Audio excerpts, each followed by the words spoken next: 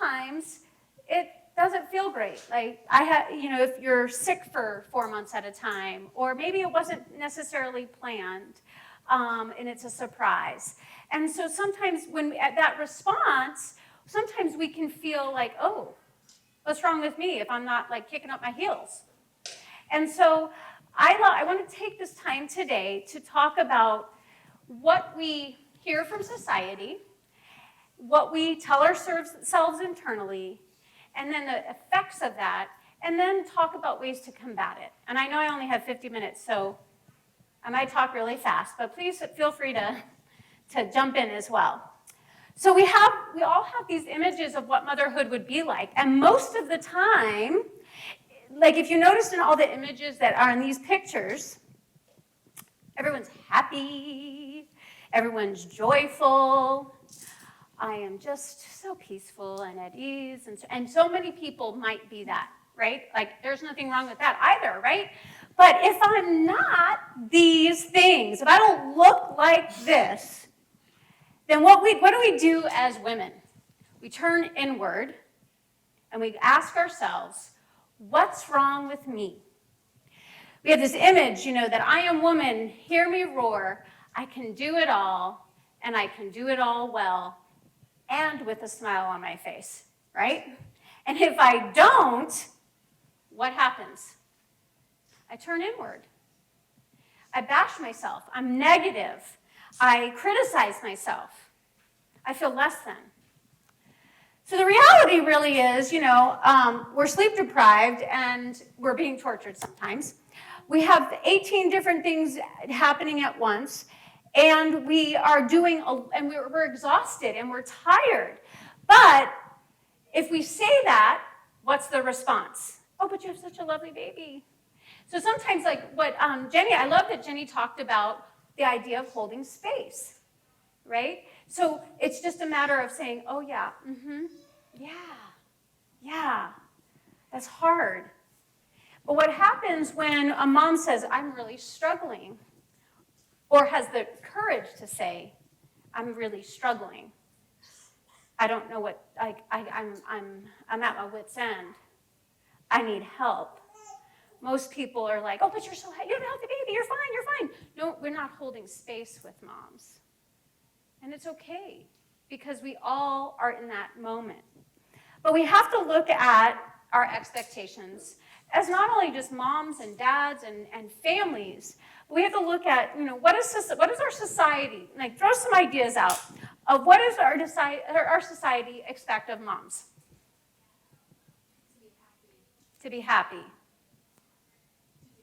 To do it all. Anything else? Not to complain? Yeah. What? It's your job. You chose this. Yeah? So be happy, not complain, do it all. It's your job.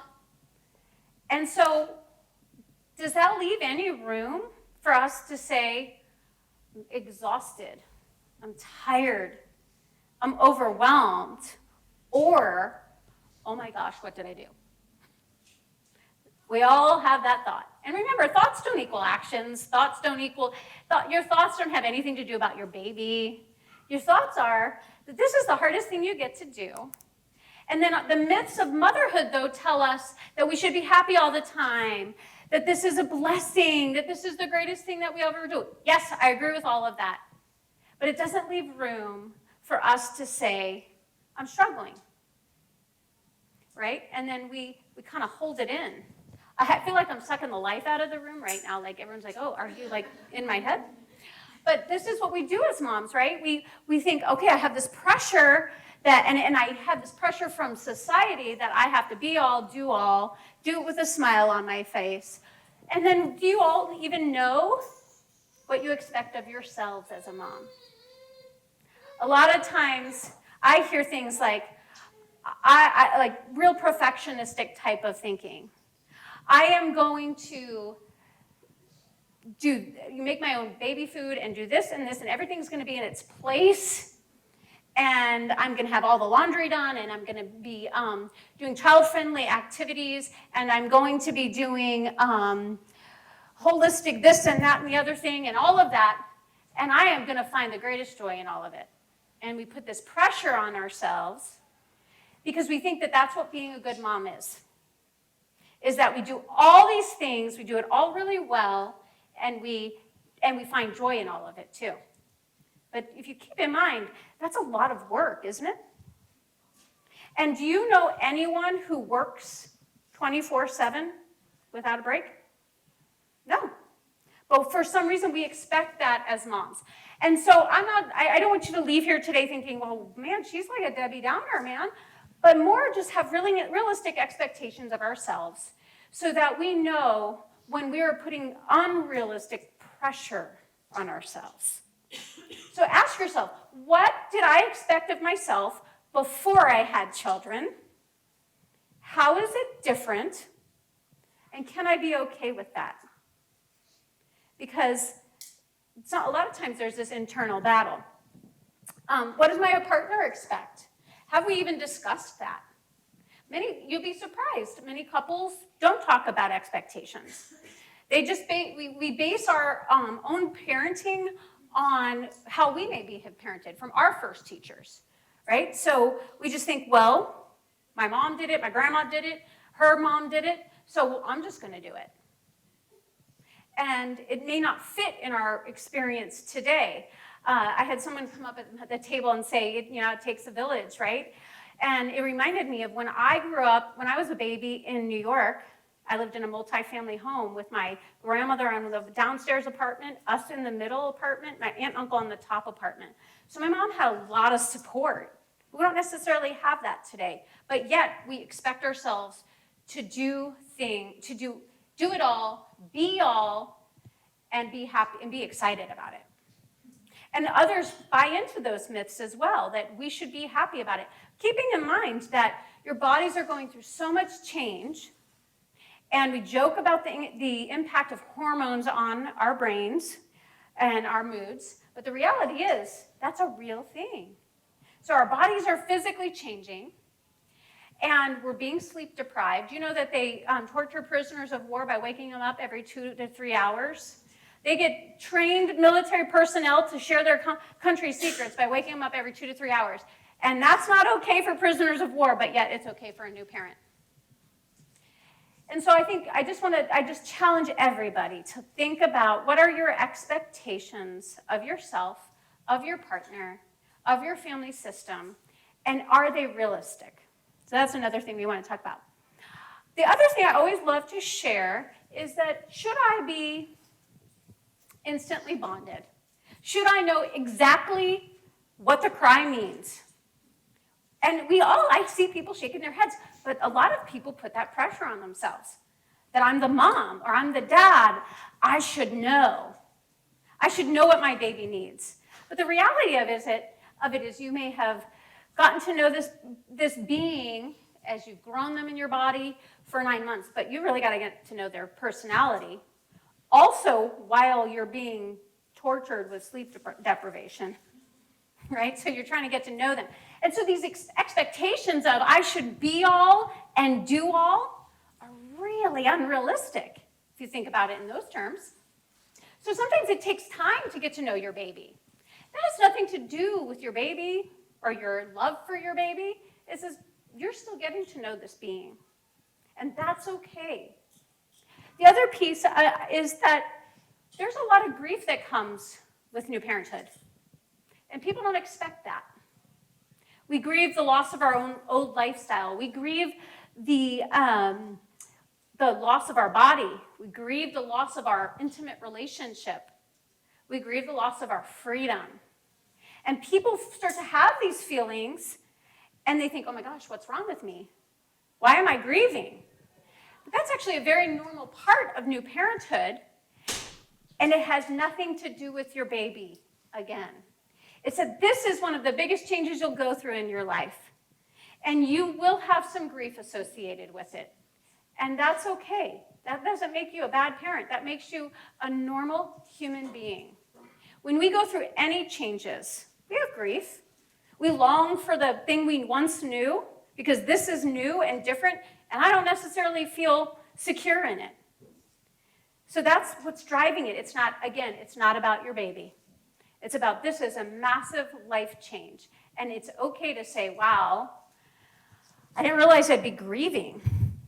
Because we just think, oh, you're just going to have a baby. You're going to take the baby home and have at it. You know, in other cultures, they don't do that. They like take care of mom.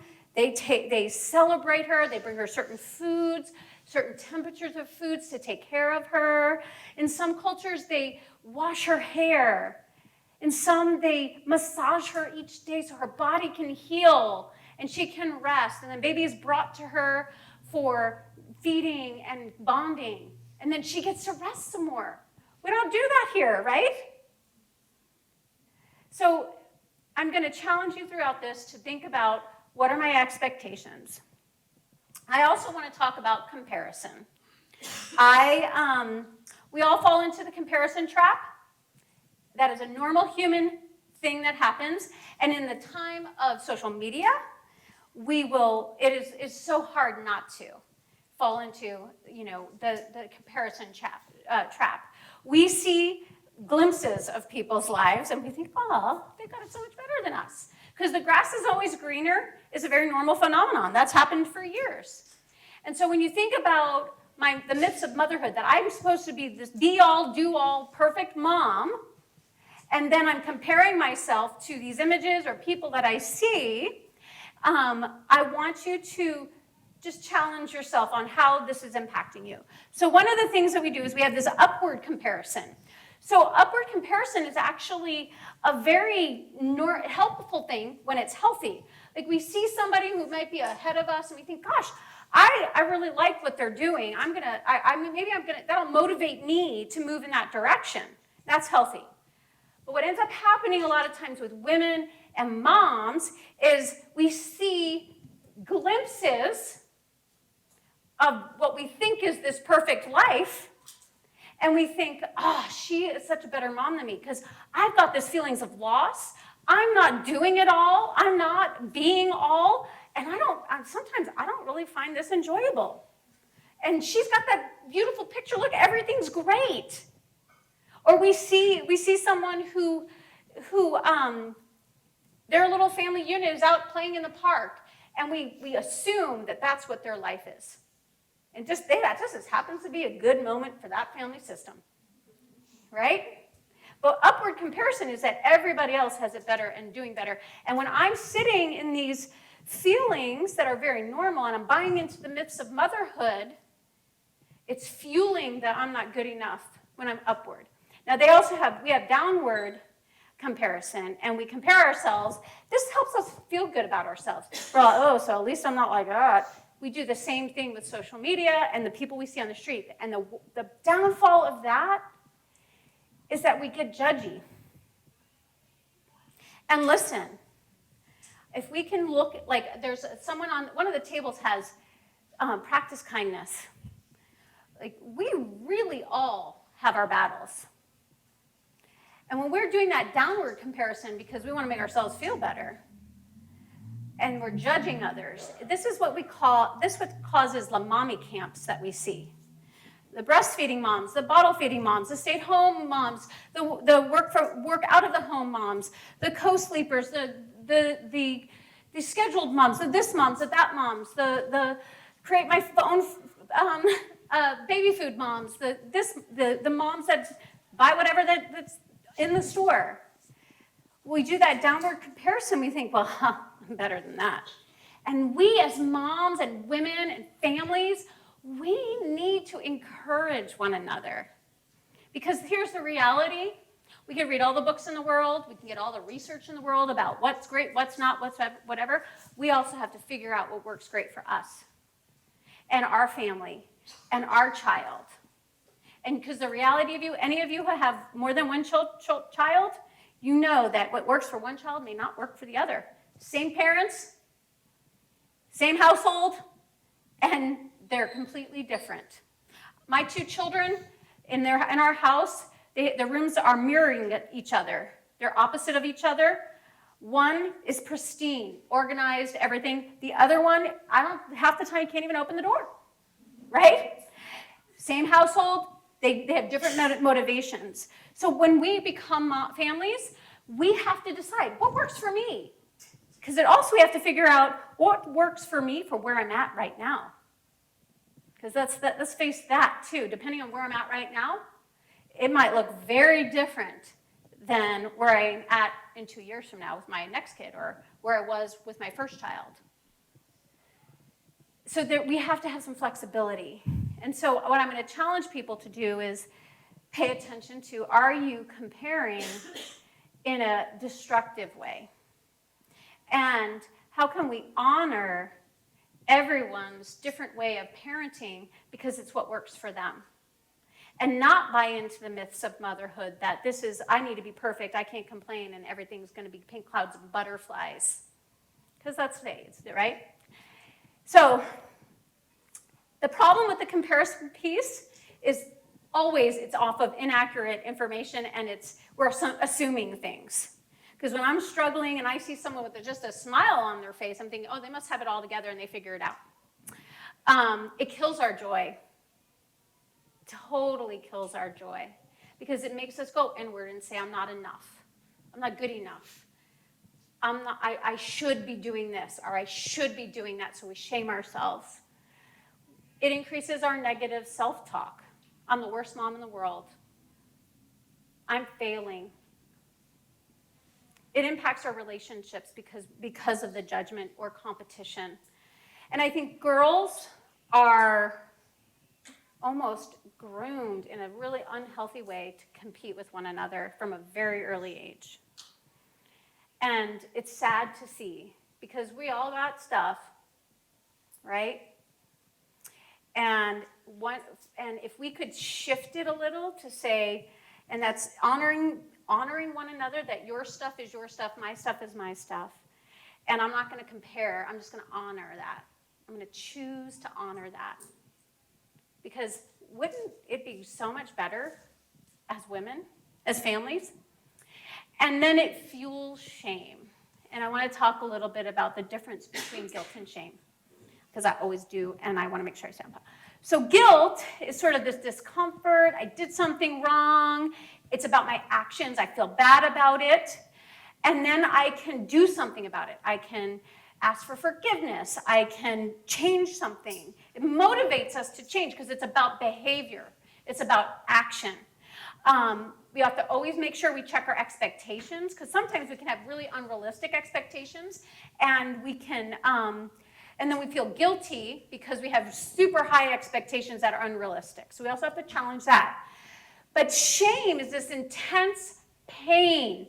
It's in our soul, and it affects who we believe we are. So if I'm comparing upward off of little bits of information, and I'm buying into the myths of motherhood that say I need to be happy mom with a big smile on my face and enjoy every moment of this, I am going to shame myself, and I'm going to say things like, I'm the worst. I'm not good enough. I'm a failure. We do a big banquet every year, and one year we did the importance of, with proper care, we all get well. And when we struggle, we have negative self-talk, and we carry a lot of shame with us. And so moms shared on cardboard what they believed about themselves, what they felt before they got help. And then they flipped it over, and they showed what they believed about themselves, what they felt after they got help. And what they showed on the one side were things like, I'm a loser. My kids would be better off with a different person as a mother because I'm the worst. I'm a failure. I should this or I should that. And so you don't have to raise your hand, but how many of us do that? We shame ourselves. We have to pay attention to that. Because shame is really about who we believe we are. And so shame also looks at, it causes us to fear rejection. And so it's deep and it's in our soul because it's about who we believe we are as a person, but then it fuels anxiety and fear. That's a hard way to move through life. And so if you find yourself in that place, let's talk about it. Because shame is a result, it can be a result of how we were parented or events that happened in our lives, because we're human beings, or our expectations of ourselves or people around us. So what this is one of my biggest passions, is to listen for the shame talk, because it will destroy us. It can destroy us. And everyone in this room, we are all better than that. So Brené Brown says, the difference between shame and guilt lies in the way we talk to ourselves. Shame focuses on the self, while guilt focuses on behavior. So if we begin to, and we do that with our kids, right? We want to, like with parenting, we want to look at behavior, not who they are as a person. But think about what you're telling yourself. Are you looking at behavior, or are you telling yourself, are you shaming yourself about who you believe you are as a person? And ask yourself that. I'll let you write that down. Got it? Okay. So, combating the comparison shame and the myths. So, accept your good, bad, and your ugly. I tell this to everybody. Listen, we all have our good, our bad, and our ugly. And one of the best things we can do as humans is to acknowledge that. But we spend a ton of time trying to hide the bad and the ugly. And so it takes some humility to say, oh, here's my thing. So I'm a really passionate person. I don't know if you can tell just by how I speak, but I'm a really passionate person. It is a positive thing, but boy, can it get me into trouble. And so I know my passion is a really good thing, but when it turns bad, is when I start to get really irritable. And when it turns ugly, I'm downright angry. And that's a me thing, right? I'm not justifying it. I just know that, okay, it took some time to get to that place. I didn't just figure that out, right? I had some good therapy on that. But so we all have, if you can just say, what's my ugly? What's my bad and my ugly? Because we all have it. And then we can be empowered to say, I can manage that. And that doesn't have to take over.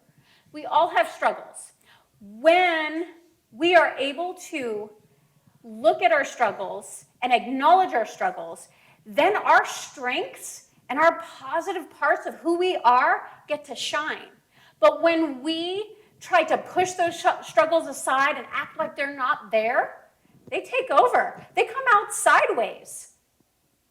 So you might have somebody who is passionate like me and might feel really irritable and then start blaming others. So it's them, this person, that person, this person. And then they're getting really angry and they can still blame others, right? Instead of just saying, oh, this is my thing. Here's my thing. This is what I struggle with. So I'm not going to ask you what they are, but do you guys all know? Can you guys actually honestly say, hey, this is my bad and ugly? Have you ever really looked at that? And if you haven't, I'm going to challenge you to do that. So going back to the myths of motherhood can sometimes fuel this idea of perfection. And many people struggle with perfectionism. It's very black and white thinking and all or nothing. And so if you're buying into the myths that this is how motherhood should be, maybe ask yourself, am I struggling with perfection? And perfection can be great because it can motivate you to do well and study for that test and all of that. And it can be really bad when I don't think I'm good enough because I didn't do it the perfect way. We have to have some flexibility there. The other thing is I'd like to challenge you all to listen to your inner critic and what you're telling yourself. When I say that to people, they're like, oh. They'll like, oh yeah, I pay attention to that. And then I say, well, the things that are going through your mind, would you say to a friend? Would you say to your partner? Would you say to your Like the person you love the most? Would you say it to your best friend, whoever? Most people will say no. So pay attention. And our inner critic, that voice in our head that tells us, I'm not smart enough, or I'm not good enough, or oh, you're so dumb, you shouldn't have done that, or what kind of mom does this, or what kind of mom yells at her baby, what kind of mom does this, what kind of dad does that. If I want you to pay attention to that language, because that's shaming language. And do you have you paid attention to that language? So if you find, and this is how I can challenge you, if you find that you are feeling down, or maybe anxious, or overwhelmed, or maybe not feeling like your best, do you ask yourself, what's going on inside my head? Because here's the thing, we have thousands of thoughts a day, and some of them are not very kind thoughts, especially if we're buying into this myth that I should know all, be all, do all, be happy, and do everything really, really well. Our thoughts, our thousands of thoughts, are going to be much about the shoulds and how not measuring up. And if you hear something enough, and you read something enough, and you believe something enough, you're going to, and you hear something enough, and see something enough, you are going to believe it. So I'm spending all this time in my mind just talking about how awful I am, and how I should do this, and should do that, and should do this. I'm going to feel like I'm not good enough.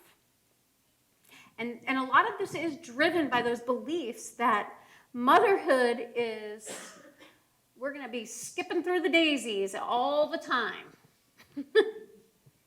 My mom always used to say, it's the hardest thing you'll ever do, Michelle. Just make sure you know that. And the thing I will always ask people to do is to challenge your emotions. So I'm feeling low with facts. What do I know to be true today? So maybe it's something simple like, well, what I know to be true today is that I got up and everyone is fed and the laundry might be in the dryer and it's clean. It's not folded, but it's clean. Hallelujah. Right? And so we have to shift our expectations. Because I know a lot of people think I have to have everything in its place in order and everything's got to be good. And if it's not, something's not right with me. That goes into the celebrating the small victories. The laundry is clean, right? Everyone's fed. Because the reality of it is there are some days that's just going to have to be good enough. And that is a great thing. It's also knowing that we go like this in our life. Sometimes we are on the top of our game, and sometimes, not so much. And that's okay too. If we put it in perspective, everybody's taken care of. Someone's got there is some clean clothes somewhere. There's got to be something, right? Everybody's fed. I don't have to have made my baby food that day. So I think we have to celebrate the small things. Look for the small things. But if you're listening to the inner critic that tells you I should be doing this, good moms do blah, blah, blah, blah, blah, X, Y, Z, then I'm not going to be able to see the small things. And then I'm going to get stuck in that shame pit. And then what happens is we loop it. We just keep going around and around and around and around. So some cue things you can say to yourself is, what is true today? What are the facts about this? I'm a bad mom. Really, what are the facts? What's the evidence that show me I'm a bad mom? And then you flip it as, I'm a good mom. And what are the facts about that? Because here's the thing. Good parenting has nothing to do with perfection and the images we saw at the beginning. Good parenting has to do with the fact that when things go awry or the wheels fall off the bus, how do you respond? So I may feel crappy today, and I may not be able to get anything done, but kids are fed, and they're responded to, and we celebrate that. And tomorrow, it might look different. Tomorrow, like the whole house might be clean, and I might have made my food, made my home-cooked meals, and that might be good enough. So that's part of practicing kindness of ourselves. So I love this image because I think self-care, and people say self-care, and we want to roll our eyes because, yeah, we all know we need to take care of ourselves. But I challenge people to say, what nourishes your soul? And it can be little things. It might mean that I take that 10 minutes to just breathe, like what we did earlier today and that meditation. We just took those few minutes to reset. It doesn't have to be this big grand thing. But I'm not going to buy into the myths that say I have to do all, be all, and I can't take care of myself. We're going to say I'm going to honor myself and my family by taking care of myself. Self-care is not selfish. Self-care is allowing me to be the best I can be today. So it might mean I just have to go in my room and regroup for 5 minutes. It might mean that maybe I go out for a walk. If I don't want to move my body that much, I might just go from my front door, down the driveway, and back. And that'd be good enough, and we celebrate that victory. It might mean that if I'm feeling low and have all my blinds shut, I open the blinds in my living room, and that's a big victory. And then it grows from there. So we remove that myth that I got to be all, do all well, do it all with a smile on my face, and say, what am I able to do, and what am I capable of right now? Right now. That's a cue, because a lot of times what happens is when we're buying into the shame that comes with those myths, we go into all the chapters in the book of what our life is going to look like, and it's all negative. It's all fear-based, right? So because I didn't make my baby food today, my baby's going to be living under a bridge maybe. We do that. Come on, we all do that. Those are those thoughts, right? Because we all feel fearful at times. There's no script that says, when I had my kids, I wanted the equation. This plus this is going to equal great outcome.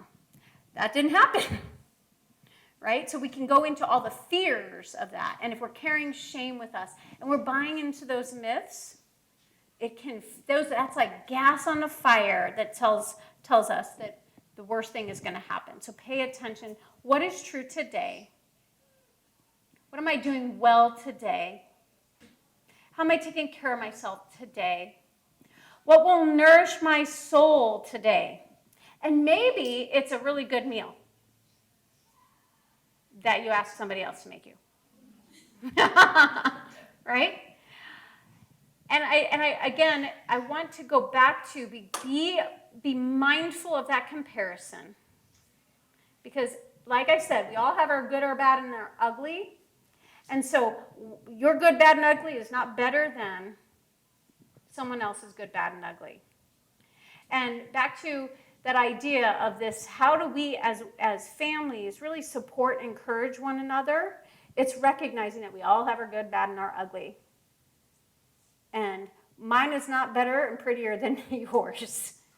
So let's begin to think about that. And then practice gratitude. And it might be just start with the smallest of things.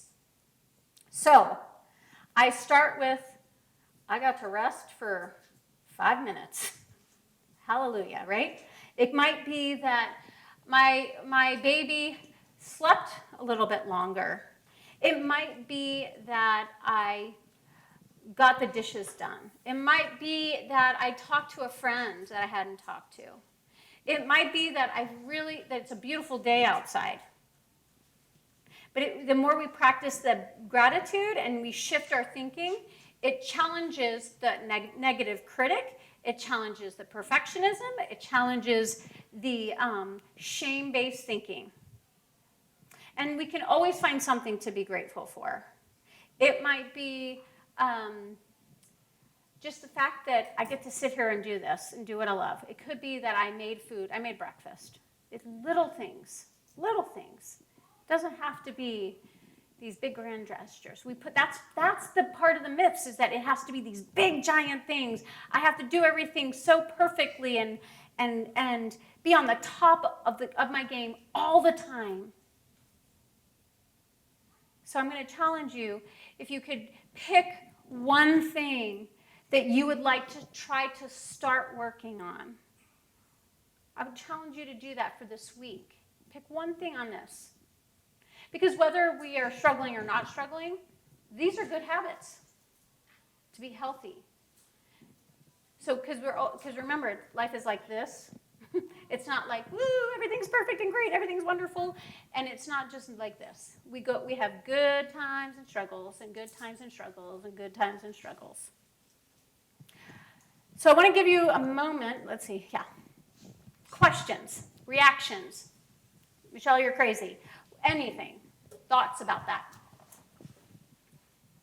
Yes? I just really appreciate everything you said, and I really felt a lot of things.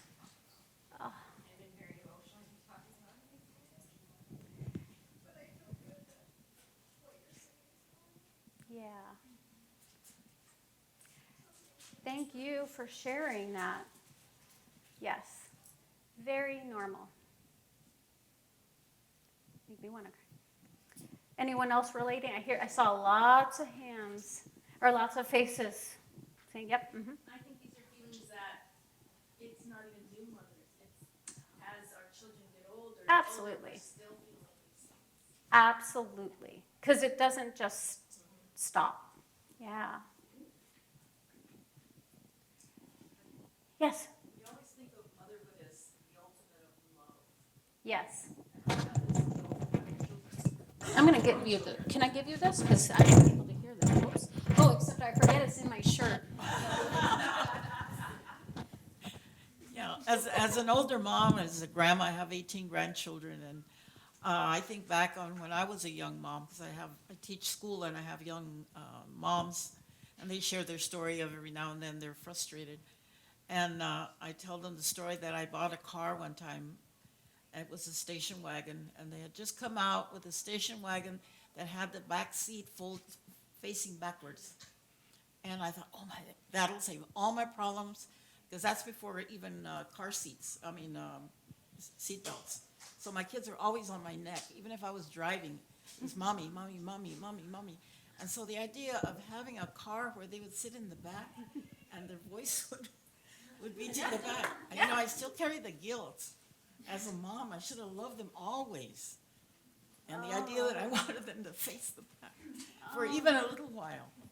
So, when the moms start, talking about how they feel, and I'm thinking, your voices to share with each other these moments that you have where you're not the perfect mom. And I never realized until now that we did have these voices, and that's what was motivating the guilt.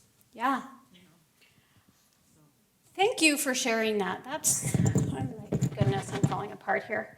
So I think you make a really good point, because you said, I should have loved them always. You loved your kids, always.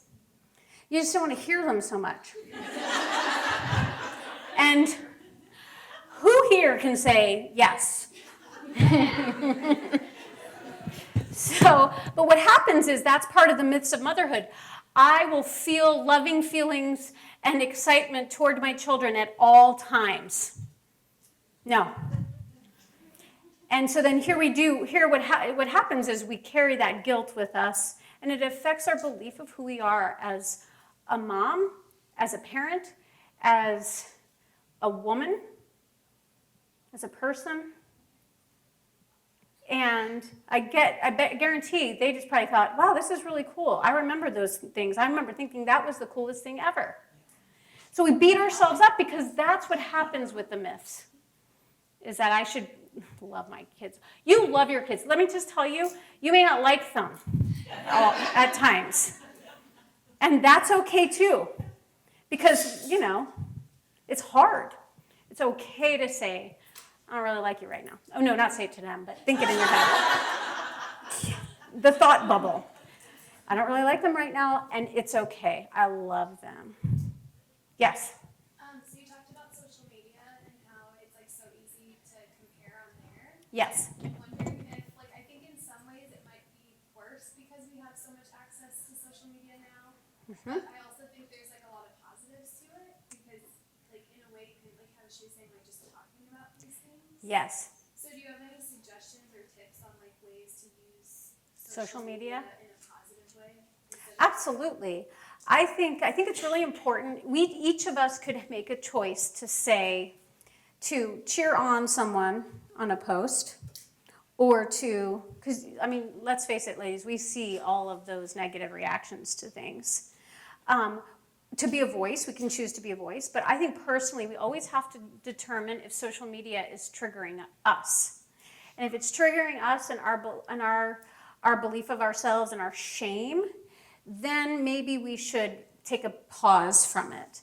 But on social, we can be a voice of positivity and kindness and send messages like, hey, we all have our good, our bad, and our ugly, being real about it without, like, you know, putting all of our dirty laundry out on social media. But, you know, just to validate, it's an avenue, because a lot of moms are on social media in the middle of the night, an avenue to say, hey, yeah, I've struggled with that too. Or I heard this today, and it helped me. Or ask questions like, hey, what do you do when you're like, I love you, but I don't really like you right now? Now, you'll have the ones that will say, oh my gosh, that's terrible, you should never say that. And that's okay, that's where they're at. But there'll be the ones that will be like, yes, yes.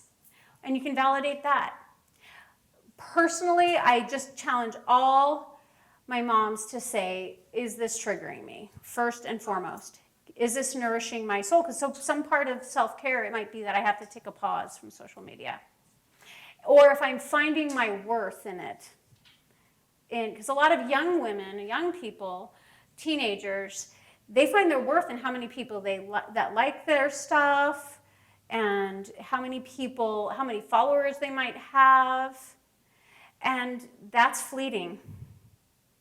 We're forgetting about who we are as a person. So we have to challenge ourselves in all of these areas about how can I be more of a positive voice on this avenue.